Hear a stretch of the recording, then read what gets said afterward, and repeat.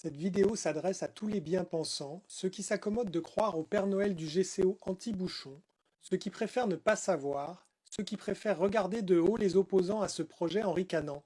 C'est tellement plus simple. Nous sommes le 14 septembre 2018 et depuis une semaine, le préfet Jean-Luc Marx outrepasse ses droits en faisant gazer nos élus et en précipitant l'arrachage des arbres, alors même que 7 avis défavorables au GCO, dont 2 enquêtes publiques, nécessiteraient au moins d'attendre que les recours suspensifs soient jugés. Prenez une carte qui va un peu plus loin que l'Alsace et observez le tracé actuel nord-sud qu'empruntent les camions aujourd'hui. Ils passent par l'Allemagne avec une taxe très chère pour les poids lourds les plus polluants. Ils pourraient passer par la France, en l'occurrence par l'Alsace, mais aujourd'hui 2 maillons sont manquants. La forêt du Winwald en Allemagne, qui se bat pour empêcher la construction du premier maillon, le contournement de Strasbourg qui est engorgé aux heures de pointe. Si jamais le GCO se fait, c'est un des 2 maillons qui va sauter. Qui peut croire alors que la forêt du Winwald pourra résister longtemps? Personne. L'axe alsacien sera alors le plus direct, qui plus est avec un péage diablement moins cher pour les poids lourds les plus polluants.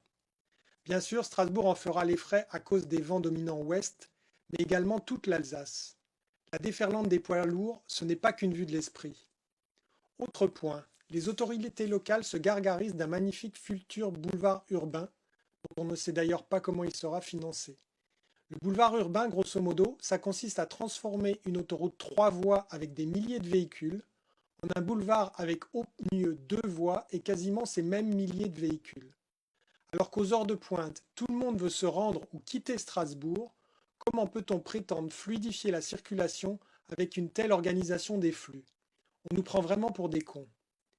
Il faut se souvenir de 4 faits.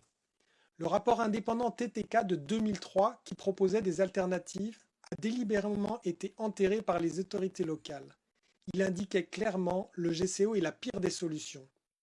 En 2006, la DUP explicite textuellement que le désengorgement de l'A35 n'est ni l'enjeu ni l'objectif du GCO. En 2010, le rapporteur public mandaté par l'État donne un avis défavorable au projet. Le Conseil d'État, briefé par les autorités locales, ne suit pas les recommandations du rapporteur, ce qui est rarissime. En 2018, 2 enquêtes publiques donnent un avis négatif au projet et ce sont au total 7 avis défavorables qui sont prononcés en quelques semaines. Maintenant, vous êtes libre de continuer de penser ce que vous voulez, mais vous ne pourrez pas dire que vous ne saviez pas. Messieurs Hermann et Heimburger ne travaillent pas pour le bien des automobilistes alsaciens. Messieurs Hermann et Heimburger travaillent pour Vinci et pour des intérêts privés, certains disent même pour leurs intérêts personnels, mais sûrement pas pour vous. Vous êtes libre de laisser faire ou de vous bouger les fesses avant qu'on ne vous les enfile.